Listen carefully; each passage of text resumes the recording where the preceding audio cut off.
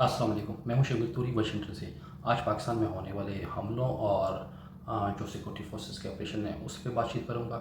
इसके अलावा कुछ टारगेट के लिए वो मेरे ब्लॉग का हिस्सा हैं। शुरू करूंगा बलूचिस्तान की सूबाई हुकूमत क्वेटा में ट्रेन सर्विस की सिक्योरिटी पर मामूर जो थे 18 लिवीज़ एहलकार, उन्होंने ड्यूटी अंजाम देने से इनकार कर दिया गया है। ज़रा ये बताएं कि जो हालिया हमले हुए थे जाफ़र एक्सप्रेस पर, उसके हवाले से तहफ़्फ़ुज़ात हैं।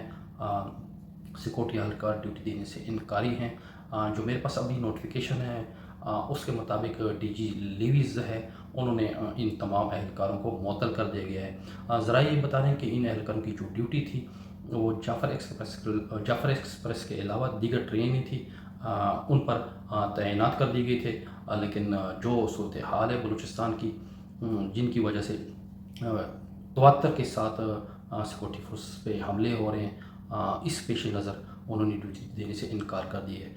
आपको बताता चलूँ कि 11 मार्च को जब बुलवान में जाफ़र एक्सप्रेस को हाईजैक कर लिया गया था, वहाँ पे जो मुसाफिर थे उनको यरगमाल बना दिया गया था। तो वो ऑपरेशन तकरीबन 3 दिन तक जारी रहा। इस ऑपरेशन में जो थे जो सिक्योरिटी फोर्सेस ने दावा किया था उसमें 33 हमलावर जो थे वो मारे गए थे। और इसके अलावा इस ऑपरेशन में 18 जो सिक्योरिटी फोर्सेस के एहलकार थे वो भी इसमें मारे गए। जबकि इसमें 354 जो थे यरगमाली, उनको बाजियाब बनाने का दावा किया गया था। लेकिन जो वहाँ की ज़राए हैं उनके मुताबिक 425 जो मुसाफिर थे उनको टिकटें जारी कर दी गई थी। लेकिन जब ये ऑपरेशन हुआ और जो मारे गए थे और सिक्योरिटी फोर्स और दीगर जो मुसाफिर इसके निशाना बंद थे उनकी टोटल तादाद 380 बनती थी। लेकिन अब ये सवाल है कि वो जो 45 मुसाफिर थे वो कहाँ हैं। ये बहुत अहम सवाल थे जिसका जवाब ताहाल नहीं मिल सका। चूँकि बलूचिस्तान की जो सूरत हाल है वो इंतहाई गंभीर है। वहाँ का जो पाकिस्तानी मीडिया है वो मुकम्मल ब्लैकआउट है। इसके हवाले से जब ये ऑपरेशन हुआ, DGISPR मेजर जनरल अहमद शरीफ चौधरी ने जब प्रेस कॉन्फ्रेंस की तो उसमें ये फिगर बताए गए थे। उसके 2 रोज़ बाद 15 मार्च को बलोच लिबरेशन आर्मी जो कलदम तंजीम है, उन्होंने सहाफ़ियों को एक प्रेस रिलीज जारी की जिसमें उन्होंने दावा किया था कि हमने जो जाफ़र एक्सप्रेस में यरगमाला बनाए गए थे 214 एहलकार उनको मार दिया है। इसके अलावा बलूचिस्तान के इलाका है कच्छ, ज़िला कच्छ के इलाके तुर्बत में एक सिविलियन है जिसका नाम अमानुल्लाह बताया जा रहा है। उसको बलोच एक्सरे पसंदों ने गोली मारकर हलाक कर दिया है।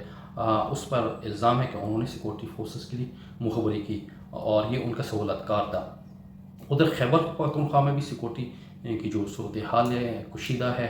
ज़िला स्वात के इलाके ख्वाजा खेला के नोही गाँव पीर गानो बांडा में सिक्योरिटी फोर्सेस ने एक ऑपरेशन किया है और ये ऑपरेशन एक मस्जिद में किया गया है।